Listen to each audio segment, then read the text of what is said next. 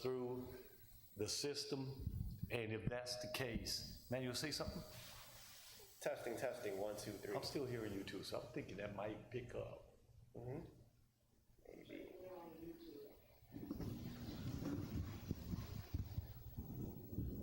Check it on YouTube. All right, we'll see what we all sound like. That sounded like something, but I'm not close to it, but I can hear something coming through the system, so that ought to work. All right, so I'm going to press this button. If y'all come around and test me, if I press this blue button, I'm not gonna flip sideways or something. I'm not gonna be upside down. I'll be okay. Yeah. All right. We're ready. Hello, beloved. We bless God for you all. Y'all want to send up some emojis that we know you're here. Welcome to Book Love, a special edition of Book Love. We came on a little bit late today because we had to fly our special guest in all the way from Dania Beach. Y'all know how the flights can be when you're coming from Dania Beach. But we're glad to have with us this wonderful archivist, historian, my grandnephew, the great Emmanuel George. Y'all go ahead and give some silent claps out there. Amen. Clap. It's an honor to be here. Thankful. Thank you for having me on this platform.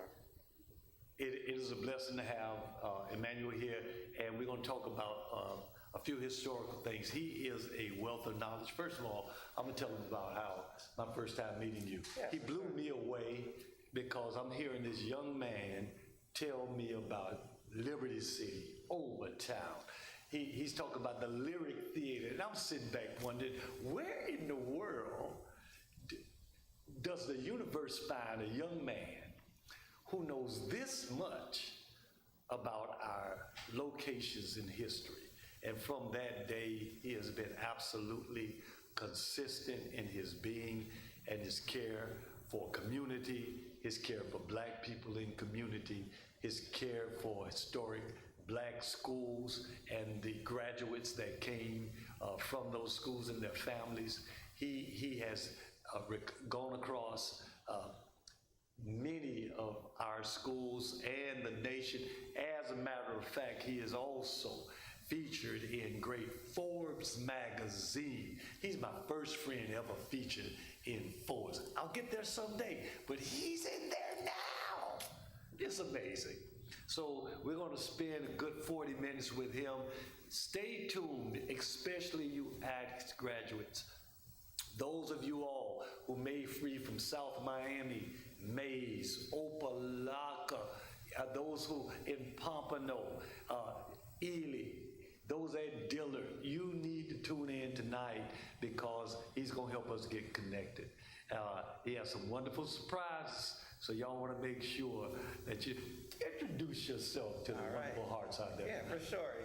Once again, I'm very honored to be here on this platform, and my name is Emmanuel George. I am the founder of the Black Orchid Foundation, which is a 501c3 nonprofit focused on preserving our stories and being able to create new storytellers. We need more youth to be able to be documenting and archiving their history. According to Zippia, we are 3.4% of the archivist population. So when we talk about the lack of representation or the lack of history not being there, it's because many of us are not here to be that's not out here telling our stories. And another thing to highlight is with, the banning of CRT that's happening in the state of Florida, it's very imperative right now for us to be preserving our history because higher ups are making it illegal to talk about Black history and real history. So it's very imperative right now for us to be able to start documenting and archiving our stories. And that's what I've been doing. And my focus has been on documenting Black high schools that have been phased out via Brown v. Board of Education in the 1960s in the South. We always hear about, Brown v. Board. It's one of the biggest cases in this country, but it was also interesting that we got to hear the other side of it. There was another side of it that many people do not want to talk about, and there's another side that many people don't want to talk about. Very much so, and it's the fact that like the closing of black high schools in black communities really did a number on our communities.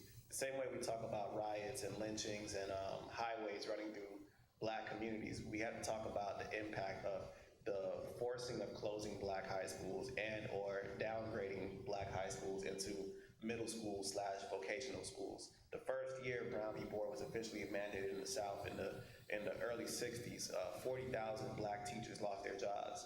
And that's, things that we need to talk about, and which was an estimated worth of $240 million of generational wealth in the South that was lost when we lost our high schools. When we lost our high schools, we lost our community, which is what Mr. Thomas, class of 1966, told me, which was in the film, the Addicts film as well. The Addicts film. Yeah. Amen. Produced, filmmaker. Yeah. Who was that filmmaker?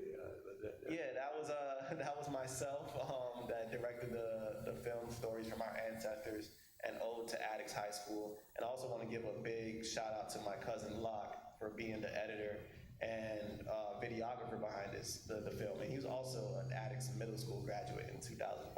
Wow. Yeah. I didn't know. Before we come back to Brown versus Board of Education, I want you to make your ask. I want you to make your ask to those, anybody who's out here. You and I talked about there's something that you need in the way of yearbooks. Let's make that ask now. Tell them what years of Addicts yearbooks that you need, so we can just thread that through everything. Let them hear the ask now, and we'll thread it through. Okay, so I will definitely state that by speaking about what we're asking about and the overall context of it. Last year, I started at the African American Research Library, the Emanuel George Collection, which is a collection of South Broward's Black history. At the African American Research Library, you have many greats like the Kathleen Cooper Wright Collection. We have the Margaret Blake Roach Collection. You have the Sam Morrison Collection. You have the Kitty Oliver Collection. So collections are named after the people that published these archives. And my archives has a center focus on South Broward's Black history, which is the Liberia community, the Daney community, the Hallandale community, Carver Ranches, as well as with a focus on Addicts High School. And recently, I want to give a big thank you to Miss Joyce Grisby, class of 1967. She gave me almost all of the yearbooks to archive and digitize for it to be archived at the African American Research Library digitally. But we are missing a few. We are missing class of 1952, class of 1954. I'm actually going to pull up the rest. 1960, 1957, 1959, and 1956. And all the other yearbooks we have. We have class of 61 through 68. We have class of 53. And we have a few others, but we need those that was listed so that I'm not here to take the yearbooks. I'm just here to scan them and digitize them so that they can be available online for everybody. So if you have a auntie or uncle or a grandfather, a mommy or a daddy that went to Addicts, and they live in Alaska or wherever, California, they can still be able to access it online through Broward County's digital archives. Give those dates, give those years again. Yes, I will definitely gladly do that. And let me just cite the years again. Class of 1952. 52. Class of 1954. 54. Class of 1956. 56. Class of 1957. Class of 1959. And last but not least, class of 1960. So we're looking to be able to gather these yearbooks and archive it because we're losing our history. A lot of our elders are getting up in age, and with the cost of living, we're being pushed out of our community. So we really need to be able to archive and document what's now so that our future generation can know. And we don't know, a lot of times we miss what is in our midst. We don't know some great folks that we may be connected to that came out of Addicts, came out of our region. And speaking with you off camera, that we come to find out one of your favorite television series of all time is The Wire. Yeah. And I heard you say you watch it at once a year. the entire series. Once a year. 1 through 5. You tell me why. The Wire is just I feel as if it's one of those shows that's just so deep and so layered that you can watch it 1,000 times and always gather something new. Because The Wire is a show that's the main character is the city of Baltimore. So you're seeing the war on drugs side. You're seeing the working class, the union side. You're seeing the side of politics. You're seeing the side of our education system. You're seeing the side of media. I just literally described season 1 through 5. That was the themes that they focus on. But when you watch it, there's so many stories in The Wire. Every character tells a story. Even just watching it earlier, there was a character named Old Face Andre in season 4. And there's a story with his ring that he had on. He had a ring, and there's another character named Marlo Stanfield, took his ring. And then Marlo Stanfield got his ring, that same ring, robbed by Omar Little, who was played by the late, great Michael K. Williams. And he ended up getting that same ring taken by the officer. I forgot the officer's name in season 4. They used to mess with the children and bother them and harass them. And he ended up getting that same ring taken by Michael, who worked for Marlo. And Marlo ended up seeing the ring. And it's just little things like that is just like such genius writing. And I feel as if it's a show that no matter where you're from, it's something that we all can relate to. And you love the writing, you love the acting. Oh, yeah. It was a groundbreaking series. And while we're talking about it tonight, not only that you love it, but we also come to find out that it has a South Florida addicts. Yeah. Did I say addicts? Yes, addicts. It High had school. The Wire, which had broke careers open of Idris Elba, Michael B. Jordan, Michael K. Williams. K. Williams, Rest in peace. Boxdale. It's so many people came out of that series. I actually heard the producer say he can't even afford Michael B. Johnson anymore. Oh yeah. It's out of it. And it has an addicts, local addicts connection. You're not going to say who it is, but go. I won't say reveal anything yet because I'm still working with this person's family right now. But there is a addicts connection with the greatest TV show, in my opinion, The Wire. So right now we're just finalizing a few things. I actually obtained the photo of this person's father, and even a few articles via newspapers.com, which is from Ancestry, which is the same website that people, track their lineage from. Newspapers.com is the largest newspaper archives database in the world, which you're able to trace back newspaper articles going back to the 1700s. So I even found a couple articles pertaining to this addicts graduate. And it just goes to show that the more that we uncover, the more that we know, and the more that we can be able to preserve, the more that we're going to be able to make things better for our next generation. So you're like a cultural archaeologist. Yeah, you can say that. I like to say I'm from the lineage of the late great Zora Neale Hurston, and my mother in historical spirit, Dr. Kitty Oliver. Awesome. Yeah. And Kitty Oliver is still among us. Yes, still among us. She's still here. Still among us, still vibrant, still working, still at the thing. Yeah. And she has now covered you, inspiring you to do this thing. And I know it is in your heart to raise up archivists. It's kind of a new word for our community. Yeah. So we kind of want to wear it out. Yeah, we got to. Well, archivists. So tell me why your plan to inspire young people. What is it about what you do that gives you such great passion that you want to pass that on to other young people? Well, I would definitely say it's the deeper side of archiving is just there's a physical side of it. You're actually touching old documents. You're actually kind of learning about people, through their work, through their data that they have preserved.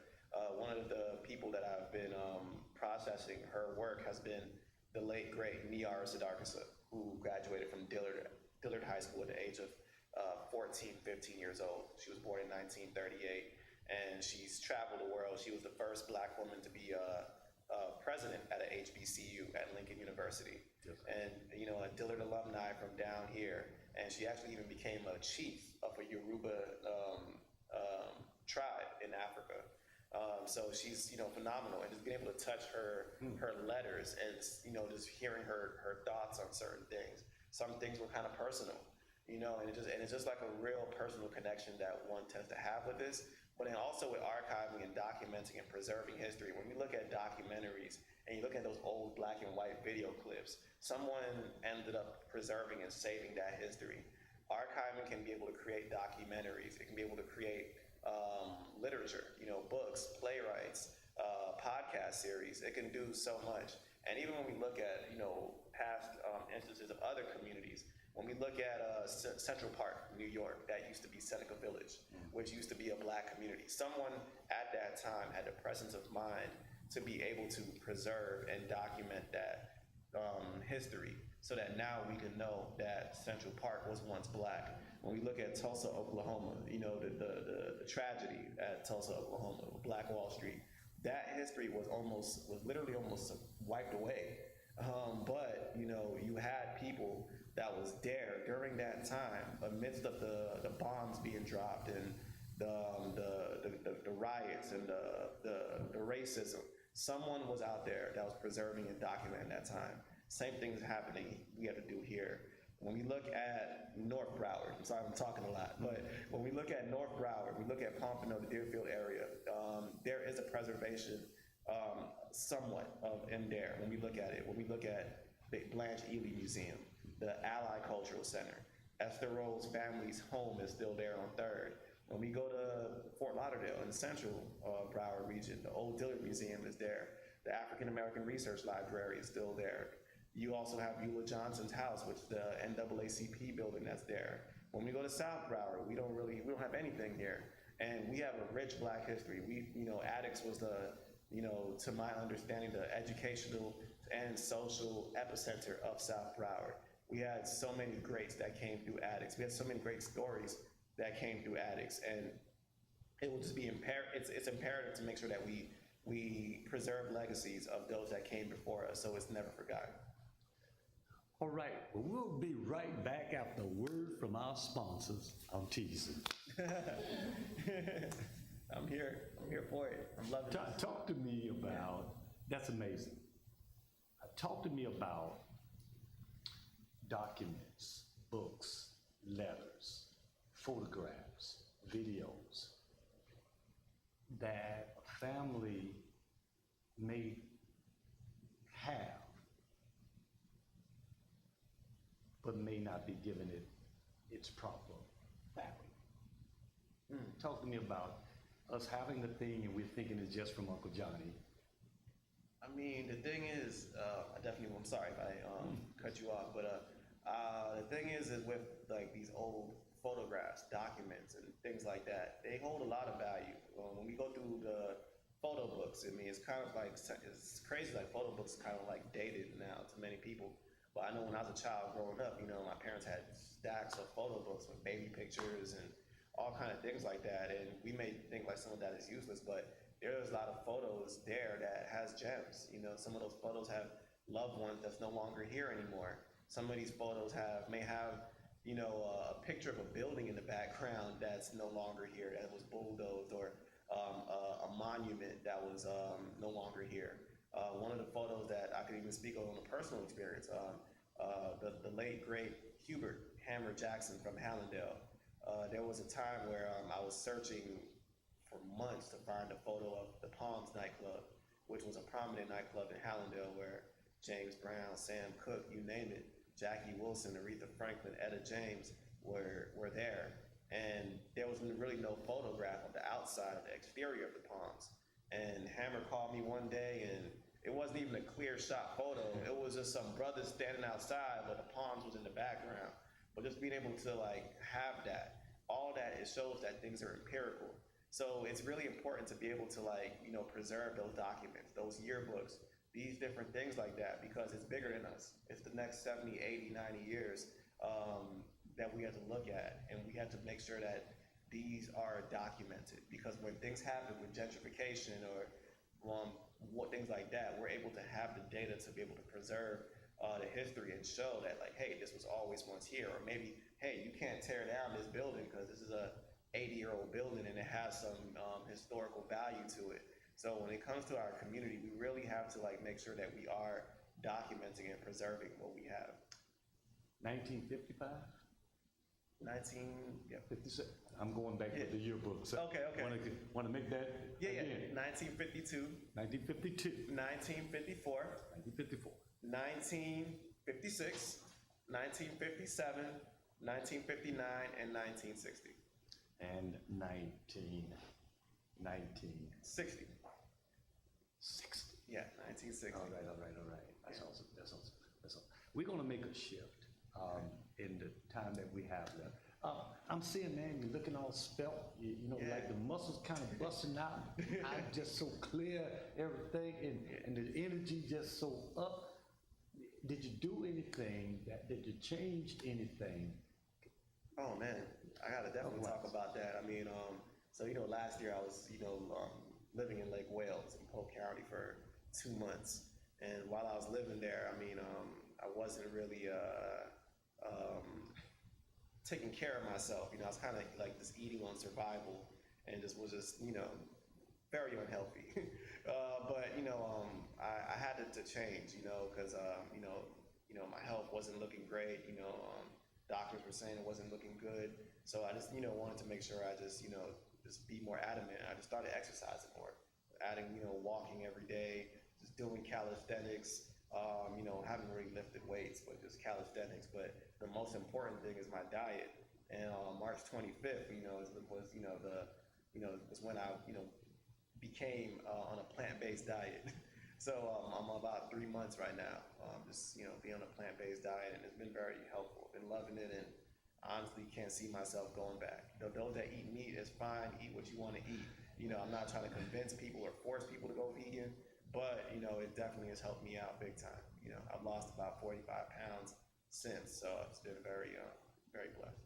And Sam and D Woods. Yes, Sam and D Woods is doing the thing. Yes. At the Rabbit Hole. At the Rabbit Hole in Talk to Pompano. me about the Rabbit Hole, and I'll talk to you back. Yeah, for sure. So I want to give thanks to Samuel and D Woods, the owners of the Rabbit Hole. Shout out. And shout out to them. They have the best vegan food in the state of Florida. And I don't say that just because they're my friends. This was actually on Yelp. They made Yelp's top 100 restaurants in the state of Florida, vegan and non-vegan. And they made the list at number 8. And also in Yelp, in the top 100 restaurants in the US and Canada, they made number 19. And in South Florida, they made number 2. And number 1 was an Italian restaurant like Coconut Grove. So just shout out to them. Like, their food is amazing.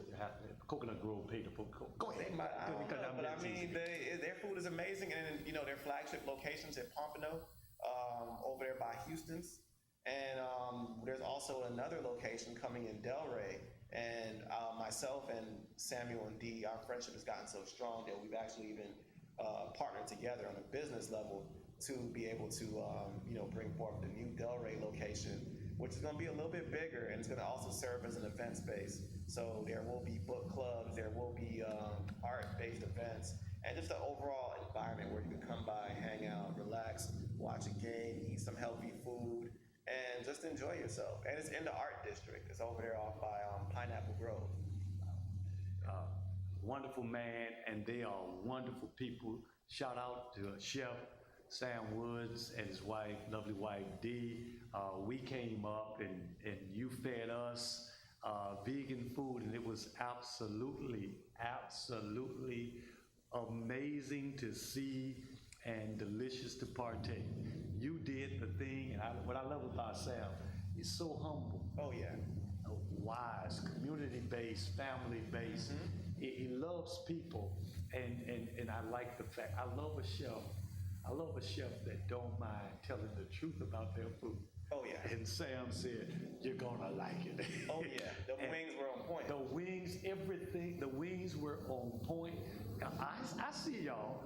I'm gonna give it. The wings were on point. I'm gonna prove it to them. I kind of feel a little doubt. Yeah. Through the They gotta screen. show. We gotta bring it down here. Instagram, hit them up at the Rabbit Hole _life.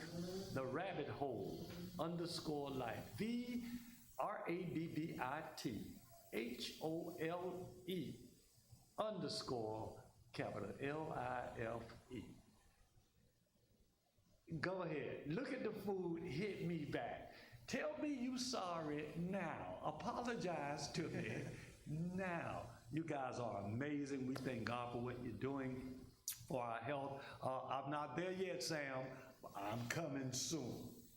But I'm sending some of my nephews and nieces up there to partake. You're wonderful people. We bless God for you all, and as well as Emmanuel.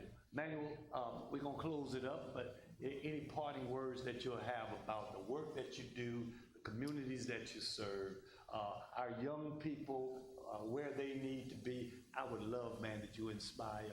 We got young Isaiah over here who's a sponge, but I'd love it if you inspire us and help us to understand the value of our history in our own homes. Oh, yeah. We have it and share it. I mean, just want to just, lead this, to everyone. We gotta preserve our history. We gotta work together as a unit. No matter if you're in Liberia, Carver Ranches, Hallandale, we're the only section in Broward County that doesn't have a Black History Museum, and we're the only section in Broward that doesn't really, we gotta do a better job when it comes to preserving our stories. Our elders are leaving us every day. Addicts' first all-class reunion was July 1st, 1996 at T.Y. Park. And they had a population of a little bit around around 500 people, according to President Bowers, current president of the Addicts Alumni Association. And now it's a little Shout out James Bowers. It's a little, the numbers are dwindling 26 years later. And we really got to make sure that, we preserve these stories. And not only that are our elders leaving us, but also cost of living is going up and people are being pushed out of their community, which also pushes out our locals. So we got to make sure that we start right now and make sure that we're able to do this so that our future is better. And we might not be able to live to see this, but at the end of the day, the work will not go unnoticed because someone will be able to pick this up, whether it's a month later or 20 years, 30 years later. We just got to make sure we do our part. Excellent. Thank you. Last story, so y'all will understand. Joshua prepared to cross the Jordan River because the people of God had come out of bondage. And while they were on their way there, the Lord instructed that they take the priest, place 12 stones in the Jordan River. The reason for that seemed a little strange. That the children would come by and ask the question, he said, what meaneth these stones? He wanted them to be prominent. He wanted them to be able to see those things and then raise the question, what meaneth these stones? The reason for that was so there will always be a memorial, always be a reminder that he would actually place a space to archive the journey that they had taken to symbolize the journey that they must continue. I see that as we archive our stories, keep our stories, bring back the griot, speak to grandma, talk to grandpa, sit down with them a little while because your most valuable resource is those that are among us that still have those stories. So we want to invite you all and give y'all some action steps. Go through those photo albums. Flip through them and embrace your history. Set aside those things, those articles. Rediscover those old yearbooks that you may have in your home. Flip through them. Find the funny haircuts. Find the funny hairdos. Find grandma when she had them fish glasses on. You know, grandpa was quite a basketball player. Let's go back so we can go forward. We want to thank God for this young man. I call him nephew because I respect them so much. All my nephews, all my nieces are rock stars. We'll catch y'all later. Blessings to you. This has been this edition of Book Love. Love the book will love you back. God bless your hearts.